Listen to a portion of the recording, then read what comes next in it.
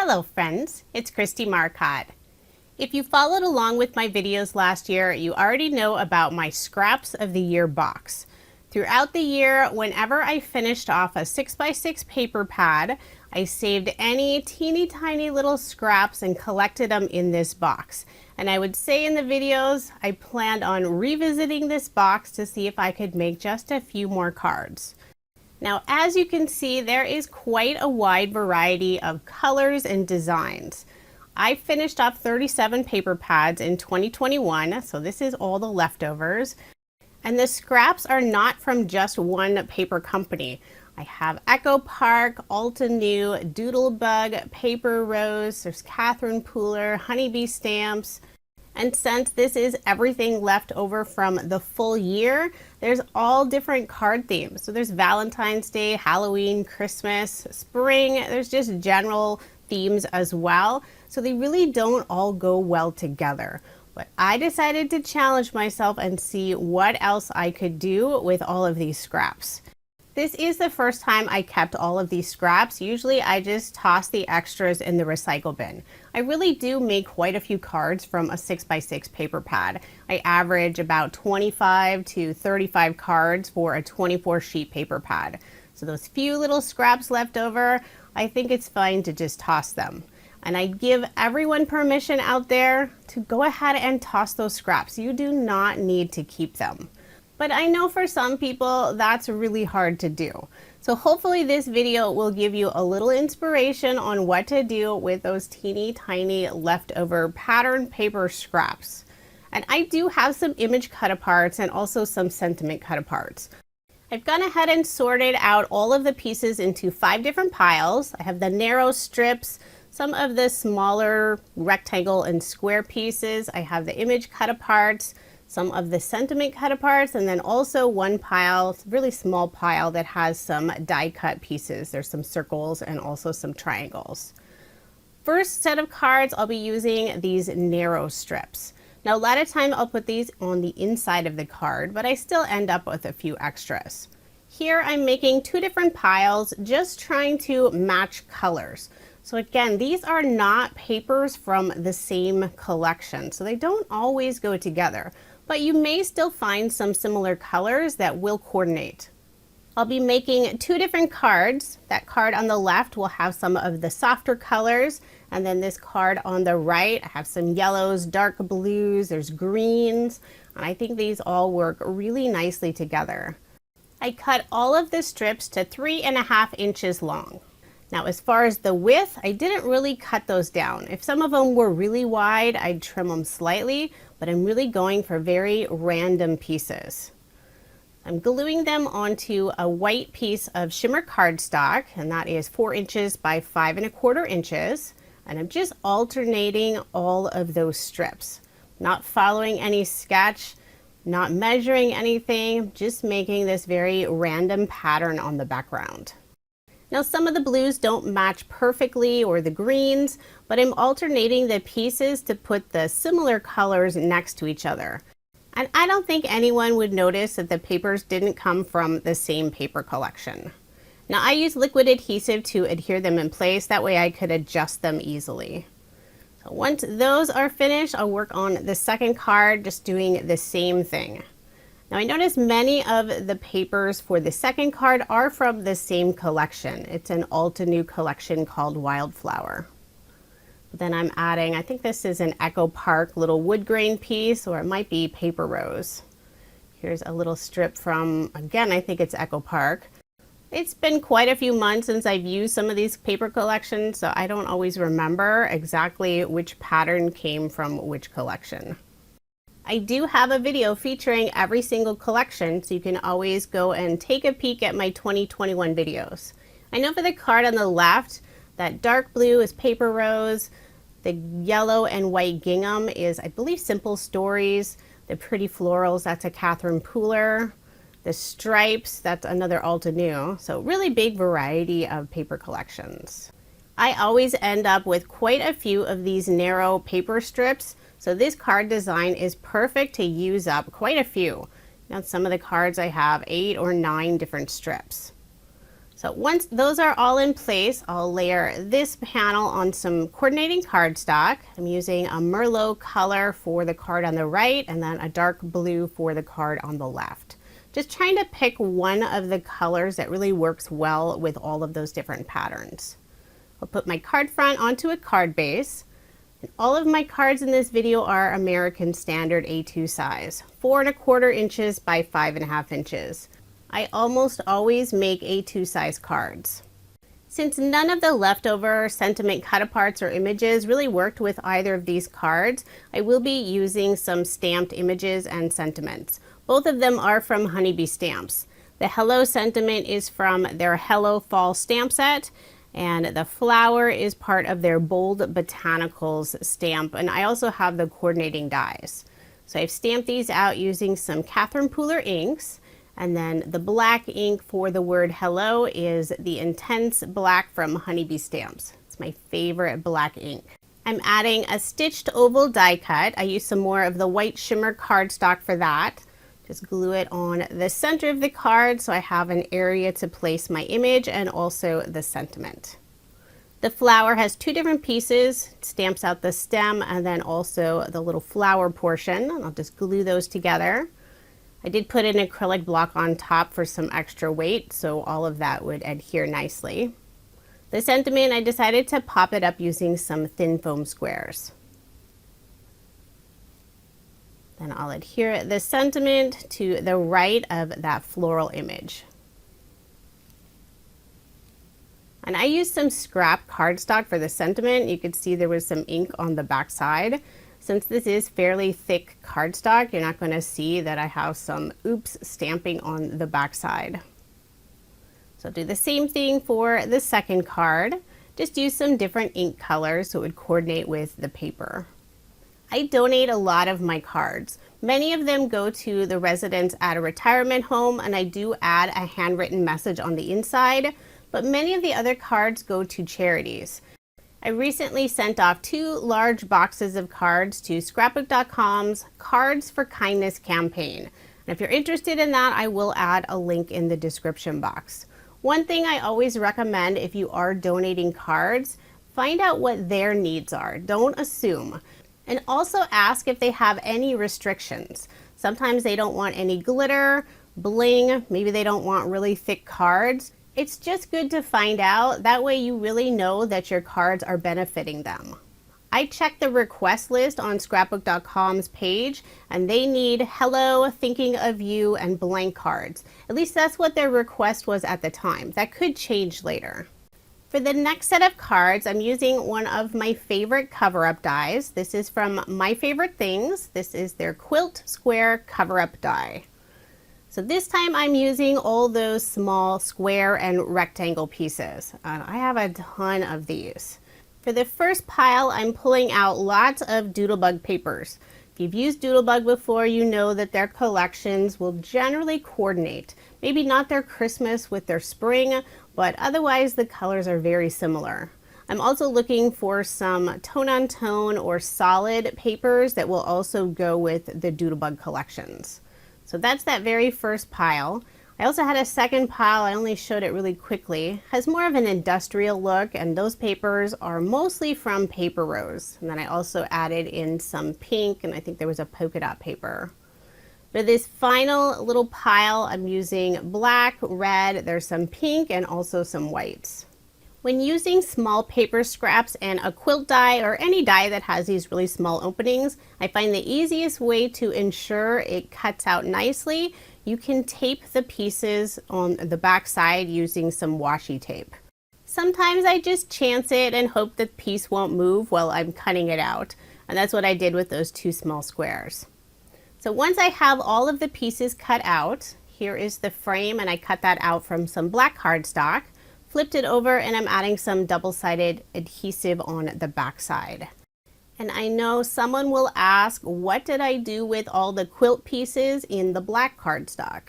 Well, I toss those in the recycle bin. I can't keep every single little piece just because I cut out a frame.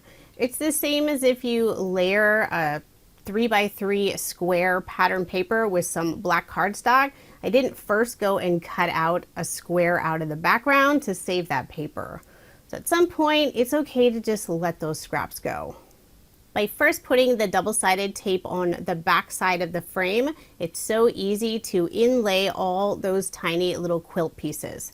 And one really nice thing about MFT's quilt die, the same size openings are actually the same size. So you don't have to keep track that this piece was cut from the lower left-hand corner and this one was from the upper right-hand corner. All of those small triangles in the four corners are exactly the same size, so you can mix and match them.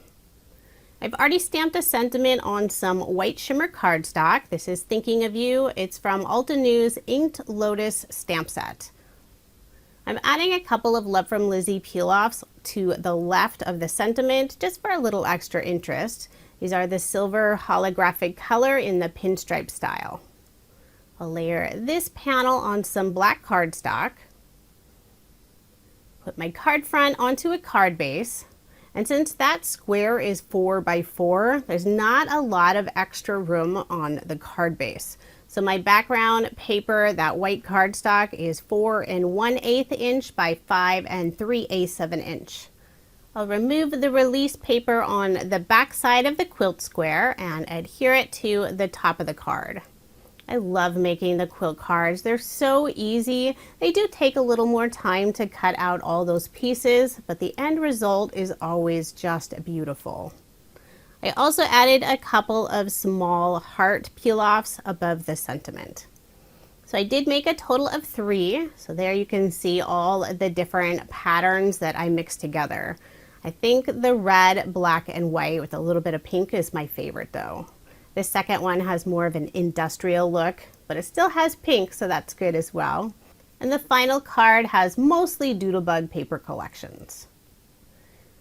So after the 3 quilt cards, here are all those small square and rectangle pieces. So we can still use them.